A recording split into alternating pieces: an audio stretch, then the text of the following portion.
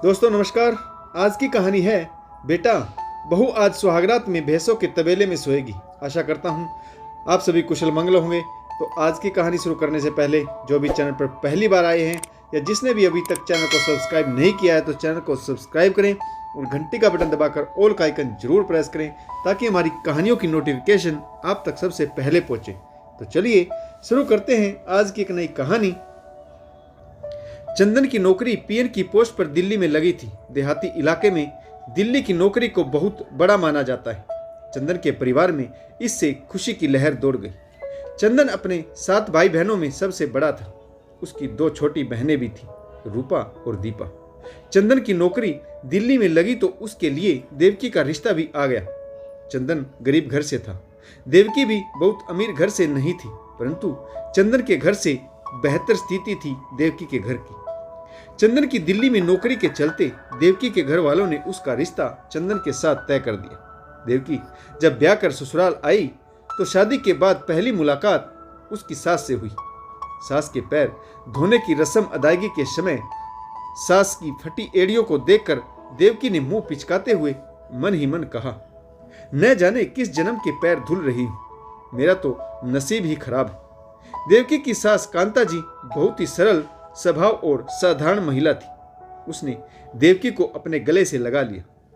देवकी मायके में अपने 4 भाई बहनों में सबसे छोटी थी, सबकी दुलारी थी। मायके में 2 भाभियों और माँ थी, इसीलिए देवकी के नखरे सभी उठाते थे। देवकी ने कभी घर के काम को हाथ नहीं लगाया था। वह माँ बाप की प्यारी दुलारी और भाई बहनों की बिगड़ेल बहन थी। देवकी को सास ने बड़े प्यार से गले लगाया तो देवकी ने नाक सिकुड़ते हुए चुन्नी में अपना चेहरा छुपा लिया। सास के कपड़ों से गोबर और गोमूत्र की बदबू आ रही थी। सास से मेल मिलाप के बाद देवकी का परिचय 6 देवरों और 2 नंदों के साथ हुआ तो उसका सिर चकरा गया। वह सोच में पड़ गई, यह घर है या पूरा गांव। सास ने एक एक करके अपने बच्चों से देवकी का परिचय करवाया। सबसे बड़ा देवर देवकी से उम्र में 2 साल बड़ा था, जबकि सबसे छोटे देवर ने अभी 3 साल भी पूरे नहीं किए थे। देवकी उन्हें देखकर हैरान व परेशान रह गई। वह समझ गई कि घर में बड़ी बहू होने के नाते उसकी इस घर के प्रति जिम्मेदारी भी बड़ी होगी। इतने बड़े घर में चाय बनाने का मतलब है चाय पीने के बाद दर्जन भर गिलास झूठे होंगे। यदि नाश्ते के लिए रोटी बनाने बैठोगी तो एक बार में कम से कम 4 सेर आटा गूंथना पड़ेगा। चूल्हे पर इतनी रोटियां बनेगी कि बेलते बेलते हालत खराब हो जाएगी। इसका अनुमान लगाते ही देवकी के शरीर से पसीना छूटने लगा। देवकी का शादी के बाद का पहला दिन ससुर जी ने बेटे की सरकारी नौकरी और बहू के आगमन के चलते अच्छे भोजन की व्यवस्था की थी। भोज के बाद धीरे धीरे शादी में आए सभी मेहमान अपने अपने घरों को लौटने लगे। शाम तक खास मेहमान ही घर पर रुके। ससुर राम प्रकाश ने सोचा, घर में पहला शुभ कार्य हुआ है, इसीलिए लगे हाथों पंडित जी से सत्यनारायण की कथा भी करवा ली जाए। ससुर राम प्रकाश ने सोचा, घर में पहला शुभ कार्य हुआ है, इसीलिए लगे हाथों पंडित जी से सत्यनारायण की कथा भी करवा ही लेता हूं। पंडित जी ने मोटी दक्षिणा लेते हुए अपने मुनाफे का हिसाब लगाया और कथा संपन्न कर दी। कथा के बाद पंडित जी ने सभी भक्तों को चरण अमृत व महाप्रसाद वितरित किया। नई नवेली बहू के आंचल में पंडित जी ने अपने हाथों से फलों में से एक सेब उठाकर आशीर्वाद के तौर पर देते हुए कहा, बहुरानी दूधो नहाओ पूतो फलो, यह सेब अकेले ही खाना। भगवान सत्यनारायण की कृपा से अगले वर्ष तक तुम्हारी गोद भी भर जाएगी। देख लेना, 1 वर्ष बाद मैं खुद ही बेटे का नामकरण करने पहुंच जाऊंगा। आज तक इस घर के मालिक को मैंने जो भी वरदान दिया वह कभी व्यर्थ नहीं गया। चाहो तो अपने ससुर राम प्रकाश और सास कांता देवी से पूछ लो। पंडित जी के मुख से यह बात सुनकर देवकी को अनायास ही हंसी आ गई और उसने शर्माकर पल्लू में मुंह छिपा लिया। रात का भोज तैयार था। सभी मेहमान और परिवारजनों ने भोजन किया। इसके बाद जहां पर जो जगह मिली वहीं पर पसर गया। घर बहुत छोटा था। इतने छोटे घर में दूल्हा दुल्हन के लिए घर में शादी की पहली रात के लिए भी जगह नहीं बची। कांता देवी के 2 कोठरी के कमरों में मेहमान खचाखच भरे थे। अब ऐसे में नई नवेली दुल्हन के लिए सेज कहाँ पर सजाई जाए। कांता देवी ने मन ही मन विचार लगाया। एक रात की तो बात है, बहू को भैंसों के तबेले में बने कमरे में सुला देती हूँ। कल सब अपने अपने घर चले जाएंगे तो एक कमरा बहू के लिए खाली हो जाएगा। फिर बहू भी अपनी घर की स्थिति समझ सकती। इसीलिए अपने पति राम प्रकाश को बुलाकर सलाह ली। बहू बेटे के सोने का इंतजाम भैंसों के तबेले में बने कमरे में करवा दिया जाए तो कैसा रहेगा।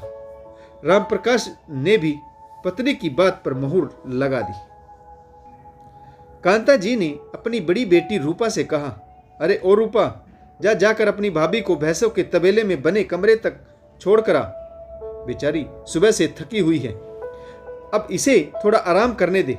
रूपा ने अपनी माँ की बात मानते हुए भाभी को साथ लिया और घर से 100 गज की दूरी पर स्थित भैंसों के तबेले तक छोड़ने चली आई। रास्ते में रूपा के पड़ोस की भाभी ने उन्हें देखा तो बोली, रूपा तू कहाँ जा रही? भैया भाभी को बिछोना बिछोने।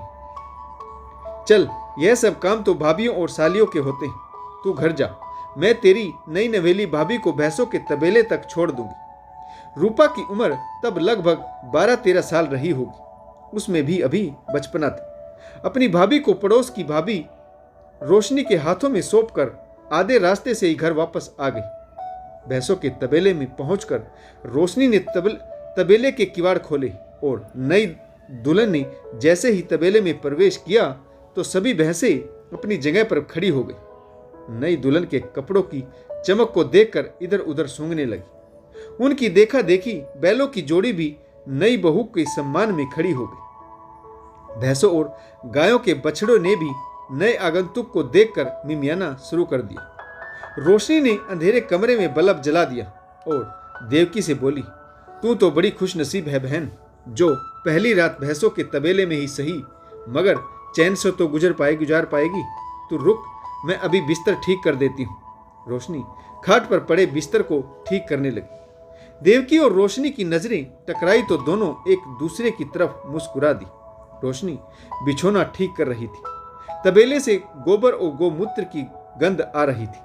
देवकी समझ गई कि आज सास ससुर ने अपनी खटिया बहू बेटों को थमा दी। जरूर यह सास ससुर का पुराना ठिकाना होगा जो आज बहू बेटे के हवाले कर दिया। कुछ देर में ही रोशनी ने देवकी को उसके सास ससुर और देवर नंदों के बारे में काफी कुछ बता दिया। आधे घंटे बाद चंदन भैंसों के तबेले में पहुंच गया।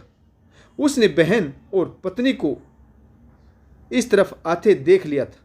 आकर चंदन ने दरवाजा खटखटाया तो देवकी दरवाजा खोलने लगी, परंतु रोशनी ने उसे मना कर दिया और बोली, अभी दरवाजा मत खोल बहन, तू भी निरी बुद्धू है। अरे इन मर्दों को वश में करना आना चाहिए। तू भी अभी आराम से खटिया पर बैठ। थोड़ी देर में तेरा दूल्हा कैसे गिड़गिड़ाते हुए दरवाजा खोलने की गुजारिश करेगा। रोशनी को घर गृहस्थी का पुराना अनुभव था, आखिर हुआ भी वैसा ही। कुछ देर तक दरवाजा पीटने के बाद चंदन देवकी से दरवाजा खोलने का अनुनय विनय करने लगा। रोशनी देवकी को मुस्कुराते हुए समझाने लगी, देख, मैंने जैसा कहा था वैसा ही हुआ। यदि मेरी बातों पर अमल करेगी तो तेरा आदमी तेरे वश में रहेगा। अभी से इसकी नकेल कस कर रखेगी तो जीवन भर खुश रहेगी, वरना मर्द जात है, औरतों को अपना गुलाम बनाकर रखना चाहते। तो चाहे तो आज की रात में ही चंदन से साफ साफ कह दे कि मैं इतने बड़े परिवार में सास ससुर के साथ नहीं रहूंगी। तो क्या करेगी इस कबूतर खाने में रहकर? चंदन की नौकरी दिल्ली में है। यदि तू इतनी भोली बनी रही तो वह तुझे छोड़कर दिल्ली चला जाएगा और सारे घर का काम तुझे ही करवाएगी। मेरी बातों पर जरा गौर करना। यह कहकर रोशनी ने दरवाजा खोल दिया। बाहर चंदन खड़ा था। रोशनी बाहर निकलकर बोली, देवर जी, आपने तो पहले दिन ही देवरानी जी के आगे घुटने टेक दी। संभल कर रहना, आगे तो भगवान ही जाने आपका क्या होगा। चंदन हंसते हुए बोला, अच्छा तो यह आपकी कारस्तानी है, आपकी ही थी। खामखा मुझे इतना परेशान कर रही थी। रोशनी अभी तक दरवाजे के आगे खड़ी अड़ी रही और चंदन से बोली, नेक के रूप में अपनी भाभी को तो कुछ दे दो, तभी अंदर जाने दूंगी, वरना रात भर इसी तरह दरवाजे के बाहर खड़े रहना पड़ेगा। चंदन भी इस बला से अपना पिंड छुड़ाना चाहता था, इसीलिए अपने बटुए से एक 500 का नोट निकालकर रोशनी भाभी को थमाते हुए बोला, मान गए भाभी, देवरों की जेब से रुपए निकलवाना तो कोई आपसे सीखे। नेक के रुपए लेकर रोशनी वहां से चली गई और चंदन ने बड़े रोब से तबेले में प्रवेश किया। देवकी की सास कांता सभी मेहमानों और बच्चों के सोने के बाद रसोई घर में ही पड़ी चटाई बिछाकर थोड़ा सा रास्ता बनाते हुए बड़ी बेटी के साथ लेट गई। दिन भर की थकी हुई थी। उसे याद आया उसने रूपा को भाभी के साथ तबेले में भेजा था। रूपा लगभग सो चुकी थी। कांता ने पूछा, रूपा बेटी, भाभी को तबेले में अकेले डर तो नहीं लग रहा था? रूपा की आंखों में नींद भरी थी। आंखों को मसलते हुए बोली, माँ, रोशनी भाभी आधे रास्ते में ही मिल गई। वह कह रही थी कि यह काम ननंद का नहीं बल्कि भाभीयों और सालियों का होता है। इसके बाद वह खुद ही भाभी को लेकर तबेले की ओर चली गई और मैं वापस घर आ गई। यह कहकर रूपा फिर से सो गई। रूपा के मुंह से यह बात सुनकर कांता को थोड़ी हंसी भी आई, परंतु दूसरे ही पल उसको चिंता सताने लगी। वह रोशनी की आदतों से अच्छी तरह से वाकिफ थी। उसने मन में यह भय उठने लगा कि कहीं रोशनी ने नई नवेली बहू को पहली रात में ही अच्छा बुरा पाठ पढ़ा तो नहीं दिया। खैर, अब रूपा को कोसने के अलावा उसके पास और कोई विकल्प नहीं था। वह मन ही मन बड़बड़ाते हुए पीठ मोड़कर सो गई। तेरी अकल पर पत्थर पड़े थे, तुझे एक काम दिया था वह भी बिगाड़ दिया। तुझे पता नहीं था कि रोशनी कितनी खतरनाक औरत है। यह कहते हुए दोनों माँ बेटी आराम से सो गई। तबेले की धुंधली रोशनी में चंदन ने पहली बार देवकी को देखा तो उसके सुनहरे रंग को देखता ही रह गया। घूंघट उठाने की कोशिश की तो देवकी ने चंदन का हाथ बिजली की गति से दूसरी तरफ हटाया और खड़ी हो गई और गुस्से में बोली, क्या मेरे लिए आपके घर में एक रात के लिए भी जगह नहीं थी? इन जानवरों के बीच मुझे अपनी गृहस्थी की शुरुआत करनी पड़ेगी। खुद को जानवर जैसा बनेंगे ही, साथ में हमारी आने वाली पीढ़ी भी धूल भागती रहेगी। मैं कल ही अपने पीहर लौट जाऊंगी। जब तुम्हारे घर की स्थिति ठीक हो जाए तो मुझे लेने आ जाना। जब घर की स्थिति ऐसी थी तो शादी करने की क्या जल्दी थी? पहले अपने घर की स्थिति ठीक कर लेते। देवकी के मुख से ऐसी बातें सुनकर चंदन के चेहरे का रंग उतर गया। इस कटु सत्य से उसका सारा उत्साह ठंडा हो गया। वह देवकी के सामने एक शब्द भी नहीं बोल पाया और अगले ही पल पीठ मोड़कर चारपाई पर ही सो गया। गरीब की झोपड़ी में नई दुल्हन ने उसे आईना दिखा दिया। नारी के अच्छे बुरे चरित्र दोनों ही रूप उसे नजर आ रहे थे। चंदन सो गया था। देवकी जमीन पर बैठ गई। देवकी भी दिन भर की थकी हुई थी। खाट के एक कोने पर सिर रखकर सो गई। सुबह के वक्त चंदन की आंखें खुली तो जब उसने जमीन पर बैठी देवकी को खाट के कोने पर सिर रखकर सोते देखा तो उसे अपने आप पर बहुत लज्जा आई। उसने देवकी का सिर हाथ से पुचकारते हुए खाट पर सोने का आग्रह किया, लेकिन नारी हट के आगे उसका अनुनय विनय व्यर्थ साबित हुआ। इस तरह शादी की पहली रात की देवकी पर रोशनी की बातों का प्रभाव देखने को मिला। सुबह होने वाली थी। देवकी ने चंदन से कहा, मुझे इस तबेले से घर जाते हुए शर्म आ रही। लोग देखेंगे तो क्या कहेंगे? मुझे मेरे पीहर छोड़ आओ। मैं इस तरह से इस घर में नहीं रह पाऊंगी। चंदन बोला, ठीक है, अभी अंधेरा है, तुम घर चली जाओ। तुम्हारी नाराजगी जायज है। मैं आज शाम ही तुम्हें तुम्हारे मायके छोड़ दूंगा। इसके बाद माँ और बाबूजी से बात करके अगले सप्ताह मैं तुम्हें अपने साथ दिल्ली ले चलूंगा। चंदन के मुंह से यह बात सुनते ही देवकी की सारी नाराजगी दूर हो गई। तो दोस्तों, आपको यह कहानी कैसी लगी कमेंट्स करके जरूर बताइएगा। कहानी अभी आगे जारी है, तो सुनते रहिए हमारी कहानियाँ। तो कहानी पढ़ने के लिए आप सभी का बहुत बहुत धन्यवाद। अगर आपको हमारी कहानियाँ अच्छी लगें तो लाइक करें, शेयर करें और चैनल को सब्सक्राइब करना बिल्कुल ना भूलें, ताकि हमारा हौसला बढ़ता रहे और हम आपके लिए नई नई कहानियाँ लेकर आते रहें। तो एक बार फिर आप सभी का बहुत बहुत धन्यवाद। जय हिंद, वंदे मातरम, भारत माता की जय। जय जवान और जय किसान।